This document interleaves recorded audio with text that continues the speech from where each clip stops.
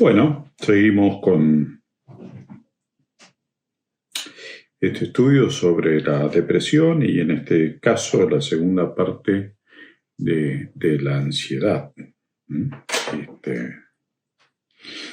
Vamos a mirar ahí, bueno, en el capítulo 6 de Evangelio de Mateo, el verso 34, que dice lo siguiente.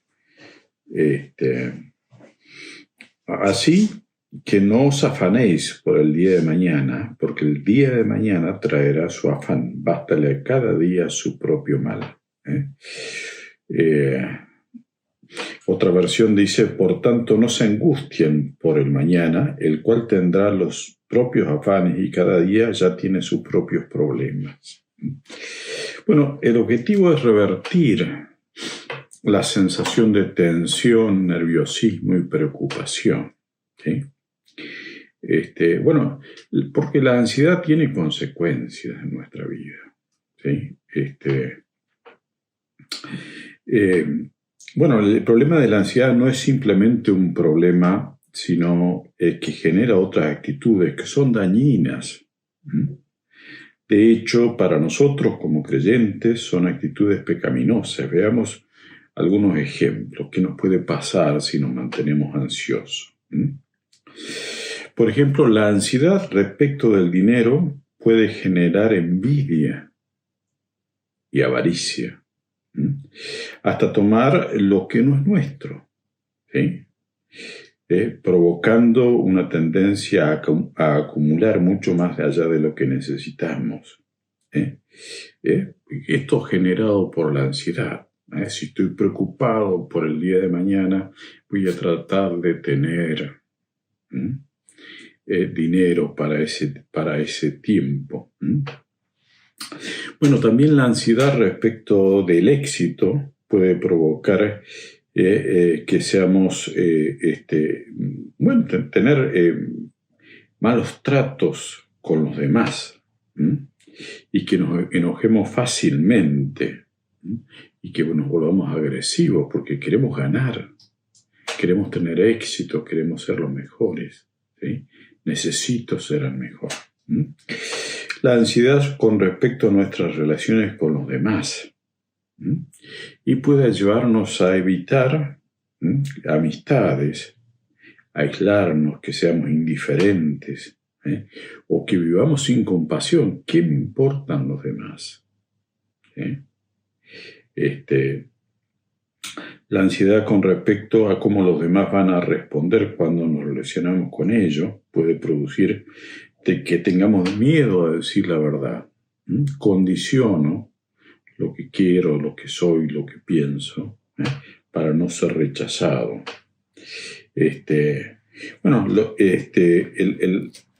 Por supuesto que esto siempre, la respuesta está en la palabra de Dios. Podemos resolver el problema de la ansiedad, podemos resolver nuestras actitudes y muchos otros pecados con nuestra vida como creyentes. Es interesante notar que el Señor Jesús nos advirtió del problema de la ansiedad. Ahí en este capítulo 6 del Sermón del Monte, del Sermón de la Montaña, que es precioso. Vamos a darle lectura porque son consejos muy prácticos para nuestra vida. Dice el Señor Jesús, esto lleva como subtítulo allí el afán y la ansiedad. Dice, por lo tanto os digo, no os afanéis por vuestra vida, que habéis de comer o que habéis de beber, ni por vuestro cuerpo, como lo habéis de vestir. ¿No es la vida más que el alimento y el cuerpo más que el vestido? Mirad las aves del cielo, que no siembran, ni ciegan, ni recogen en graneros, y vuestro Padre Celestial las alimenta. ¿No valéis vosotros mucho más que ellos? ¿Y quién de vosotros podrá, por mucho que se afane, añadir a su estatura un codo? Y por el vestido, ¿por qué os afanáis? Considerad los lirios del campo, cómo crecen, no trabajan ni hilan. Pero os digo que ni aun Salomón, con toda su gloria, se vistió así como uno de ellos. Y si la hierba del campo, que hoy es y mañana se echa al horno, Dios la viste así, ¿no hará mucho más con vosotros, hombres de poca fe? No os afanéis pues diciendo qué comeremos o qué beberemos o qué vestiremos, porque los gentiles buscan estas cosas, pero vuestro Padre Celestial sabe que tenéis necesidad de todas estas cosas. Mas buscad primeramente el reino de Dios y su justicia, y todas las demás cosas serán añadidas. Así que no os afanéis por el día de mañana, porque el día de mañana traerá su afán. Bástale a cada día su propio mal. La causa de la ansiedad, ¿por qué caemos en esta situación? Por supuesto que vivimos en un tiempo difícil y hay un montón de situaciones que nos traen ansiedad. Pero es interesante pensar cuando Jesús habla así, y nos dice en el verso 30, no hará mucho más por ustedes, hombres, gente, mujeres de poca fe. ¿Sí? Qué importante que es pensar que a veces también la ansiedad es una cuestión de fe, de creer y confiar que Dios está más allá de aquellos problemas que podamos tener. El poder conocer a Dios y saber que Él puede proveer para nuestra vida, nos ayuda a estar mirando las cosas de otra manera. Ya que Dios ha mostrado su gracia para con nosotros, debemos confiar plenamente en Él para enfrentar.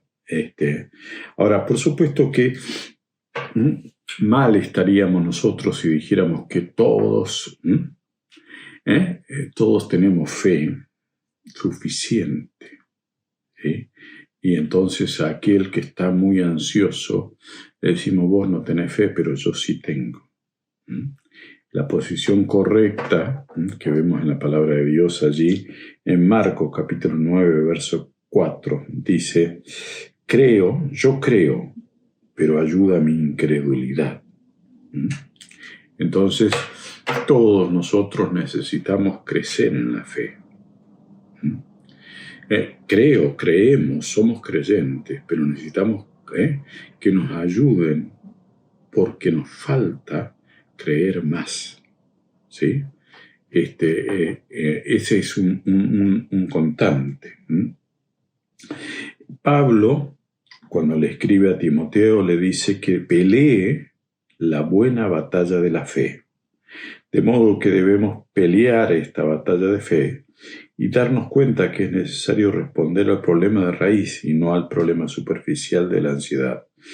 Sí, la pregunta es, ¿cómo puedo pelear la buena batalla de la fe?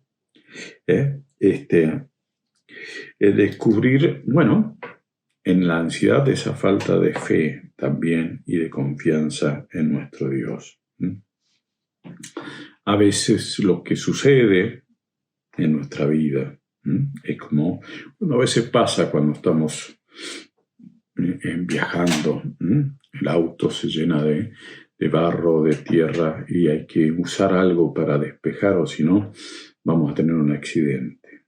En nuestra vida, en lo personal, debemos también despejarnos de cualquier cosa que nos impida ver a Dios claramente, y ver su poder y su capacidad para estar a nuestro lado en medio de las dificultades, ¿sí? Entonces, esa pelea, esa buena batalla de la fe, debemos darla constantemente, y evitar que haya cosas que me impidan mirarlo a Él y solamente a Él. Por supuesto, allí en segunda de Tesalonicenses, capítulo 2, verso 13, Pablo dio gracias porque Dios había escogido a los creyentes de Tesalónica desde el principio para la salvación mediante la santificación por medio de la fe y la verdad. Qué importante que es entonces que nosotros sepamos esto en nuestra vida. Y saquemos todo aquello que nos impida ver con claridad lo que Jesús nos enseña. Estas 6 promesas, estas 6 preguntas. Allí en el verso 25 nos dice que Dios nos proveyó de vida y proveerá para su sostén. La vida tiene más valor que la comida y el cuerpo y la ropa. ¿Sí? Y esto es un principio que nosotros tenemos que atesorarlo, ver quién nos dio vida, quién la va a sostener nuestra vida. Y entonces, si vemos lo que el Señor está diciendo, no os afanéis por lo que vamos a comer, quién va a sostener nuestra vida, qué va a pasar si me enfermo, qué se va a pasar si me falta el alimento. Dios es el que dio la vida, Él la va a sostener. En segundo lugar, dice el verso 26, Dios provee para las aves, ¿proveerá también para mí? No soy más importante que las aves. ¿Sí? Qué importante que esto que hace Jesús, ¿sí? Nos dice y nos muestra y nos va diciendo constantemente que nosotros somos importantes para Dios y entonces podemos creerle a Dios que Él va a estar con nosotros en medio de todas aquellas cosas. En tercer lugar dice que Dios, versos 28 al 30, Dios se ocupa aún de la hierba y las flores del campo. No se va a ocupar de nosotros. No se va a ocupar de vos. Murió allí en la cruz del Calvario para darte salvación y vida eterna. Entonces, qué bueno que es. Limpiemos nuestra vista, nuestra mirada, para poder ver claramente que tenemos este Dios que está allí diciéndonos esto. Dios provee la vida y la sostiene para nosotros. Dios provee para las aves del cielo y las sostiene, aunque no trabajen ni recojan en graneros. Y las flores del campo, la hierba que hoy sale y después ya no está. En este tiempo nosotros podemos ver, estamos ya a finales del otoño, principios de invierno, y vemos que la hierba ya no está, el pasto se está volviendo amarillo, las hojas de los árboles cayeron, ¿sí? Pero sin embargo en la primavera volverá a vestirse de esplendor, y eso por voluntad y sostén de nuestro Dios. ¿Cuánto más hará por nosotros, ya que Él nos ama tanto? Nuestro Padre Celestial, versos 31 y 32, ya conoce nuestras necesidades. Dios sabe lo que vos y yo necesitamos para vivir. No es que Él se olvidó, no es que estoy sola en el mundo, sino que tengo un Dios que sabe lo que necesito. Por supuesto que pide que ordenemos nuestras prioridades correctamente y Dios va a proveer. ¿Sí? Verso 33. Buscad primeramente el reino de Dios y su justicia, y todas esas cosas os serán añadidas. Todas estas otras cosas, todo lo que necesitamos, Dios lo va a proveer. Eso Él lo promete.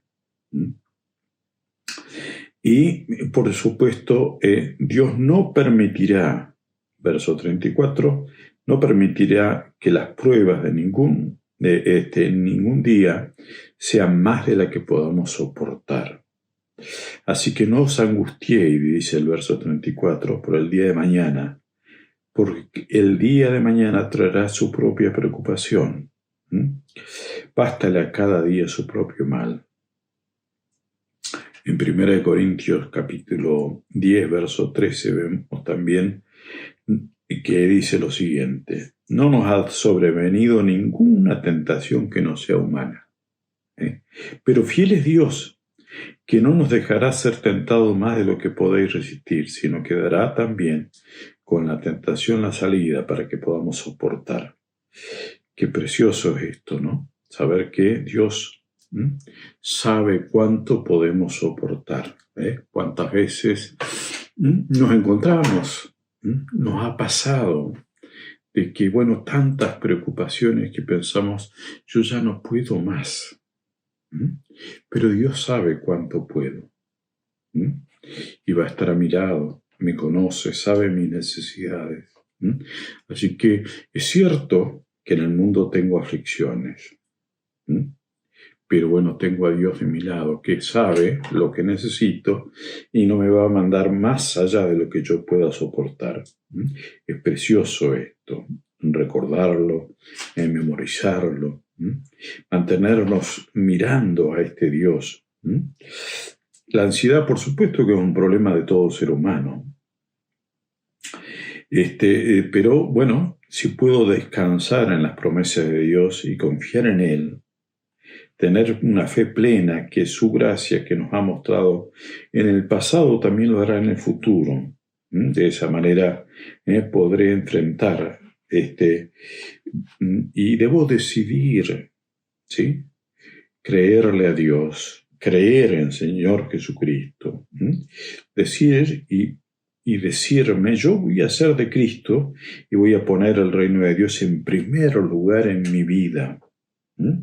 El desafío de fe, el desafío es decir, yo creo en Dios y estoy dispuesto a que sea Él el primero en mi vida.